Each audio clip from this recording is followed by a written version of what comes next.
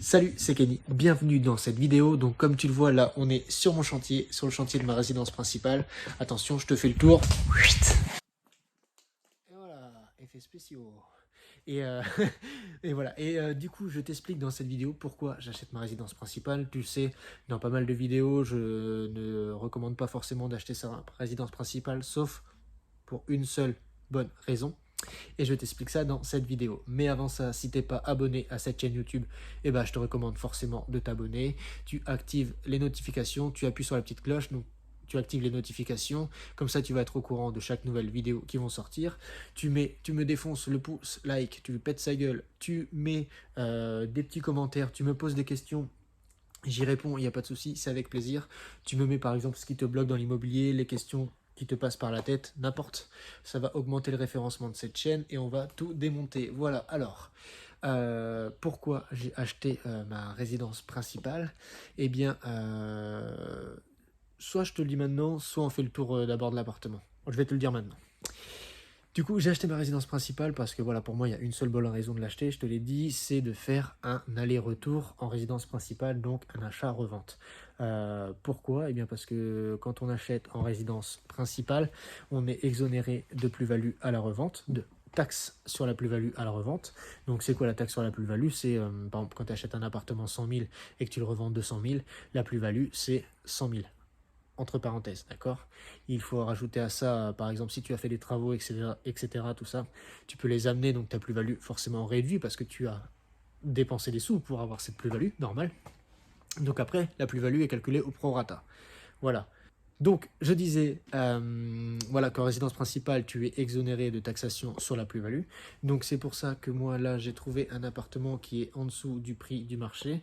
Donc, pour te donner des chiffres, cet appartement, je l'ai acheté 154 500 € avec les frais d'agence.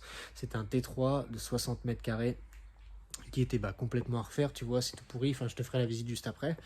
Et faut savoir que donc avec jardin, avec garage, avec un cellier.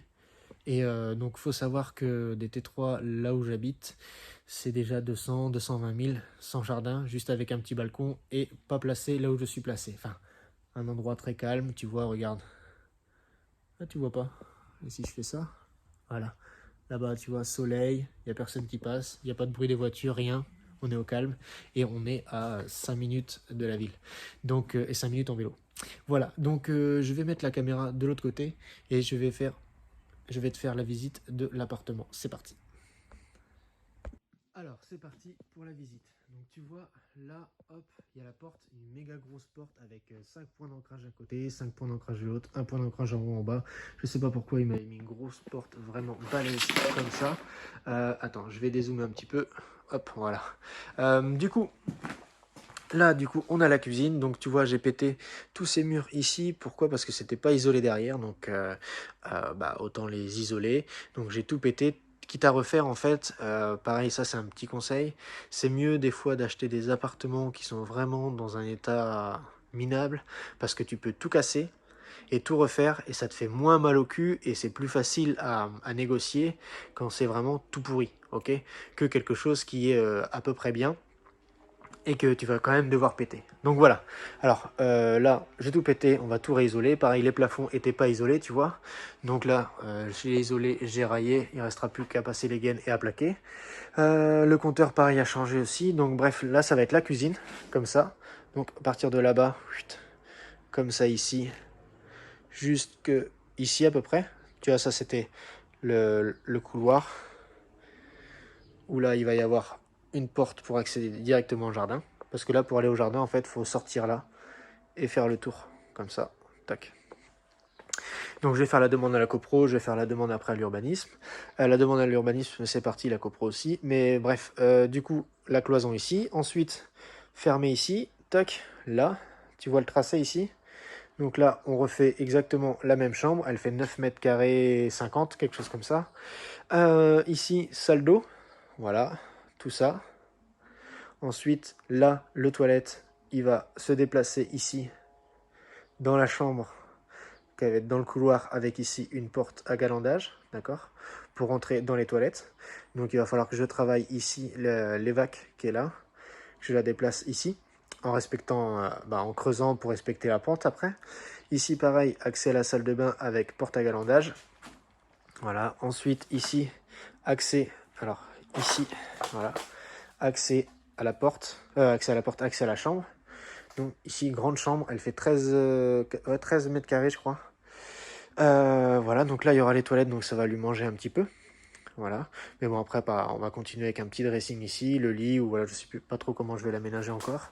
Mais bon, la chambre c'est pas trop le souci. Ensuite, ici, eh bien, on a le salon qui va être ouvert comme ça sur la cuisine.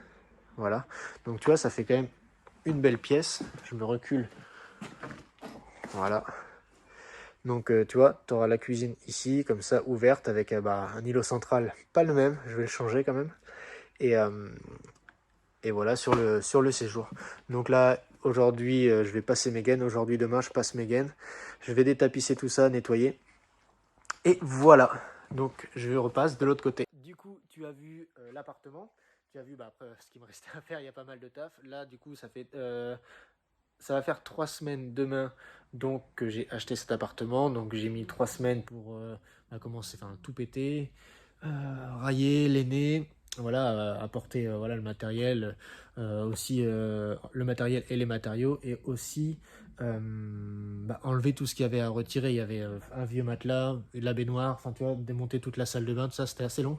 Mais voilà, maintenant en fait, comme je t'ai dit dans la vidéo, là on part sur un plateau. Du coup, c'est plus facile parce que tu mets tes cloisons où tu veux, tu mets ton doublage où tu veux, tu fais passer, parce que je refais les lecs aussi, donc je refais passer mon élec, je refais passer toutes mes arrivées d'eau où je veux, et ça va être vachement plus propre. Je regarde, tu as vu le placo, donc là c'est que du phonique, je mets que du phonique partout et des plaques hydro dans la salle d'eau.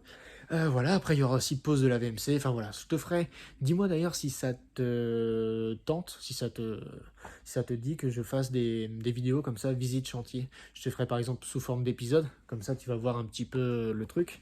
Ça pareil, lève plaque, très bien, ça va me permettre de lever les plaques au plafond, les plaques de placo pour ceux qui connaissent pas. Et voilà, et aussi pour te parler un petit peu de chiffres, je te dis le prix que j'ai acheté, je t'ai dit le prix que c'est à la revente en ce moment. Il faut savoir qu'un bien comme le mien là actuellement se vend à peu près 250 000 € s'il est refait dans un état moyen. Donc s'il est refait vraiment cool, vraiment neuf, et avec l'accès au jardin, bien isolé, etc. Tu vois là, t'as quand même, là tu vois pas bien, mais si tu vois quand même, t'as bien le soleil qui rentre. Donc c'est très important. Et ouais, c'est 250 000 €, je l'ai acheté 150 000, je vais y mettre à peu près 20 000 de travaux, 20-30 000.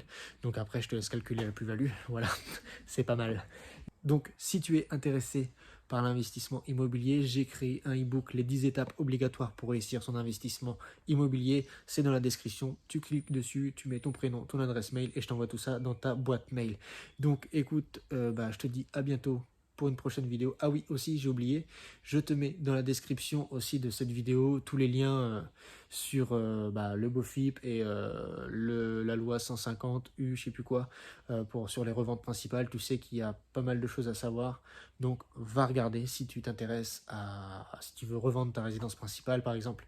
Je sais plus si je te l'ai dit dans cette vidéo, mais tu sais qu'il faut vraiment habiter dans sa résidence principale. Il n'y a pas de durée minimum pour habiter dans sa résidence de détention avant de revendre, mais voilà, il faut vraiment habiter dedans. L'État peut te demander des justificatifs. Il faut aussi être résident fiscal. Il faut aussi que tu aies tes factures, tout à ton nom ici, enfin à ta résidence principale, ce qui est logique.